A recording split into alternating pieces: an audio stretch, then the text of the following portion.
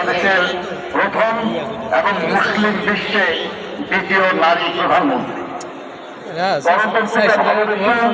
তিনি গণতন্ত্র পুনঃপ্রতিষ্ঠার জন্য লড়াই করেছেন এবং দায়িত্বকে গণতন্ত্রকে কার্যকর করার উদ্যোগ দিয়েছেন বলেই দেশ বিদেশের গণতন্ত্রকামী মানুষ তাকে গণতন্ত্রের মাতা বলে সম্মানিত করেছে।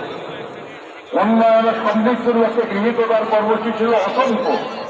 নারী শিক্ষার প্রসারে উপবৃত্তি প্রথা ও শিক্ষার জন্য খাদ্য কর্মসূচি, মুক্তিযুদ্ধ ও প্রবাসীদের কল্যাণের জন্য পৃথক মন্ত্রণালয় প্রতিষ্ঠা ছিল তার মাঝে অন্যতম। দেশের একটি ব্যক্তিগত জনপ্রিয়তা, সাংগঠনিক সক্ষমতা এবং দেশের স্বচ্ছ অনমনীয়তা তার রাজনৈতিক কর্তৃপক্ষ রাজনৈতিকভাবে মোকাবেলা করতে ব্যর্থ হয়ে তাকে ব্যক্তি শত্রু হিসাবে গণ্য করা শুরু করে। স্বৈরাচারী শেখ হাসিনা, স্বৈরাচারী হোসেন মোহাম্মদ এরশাদ, এমনকি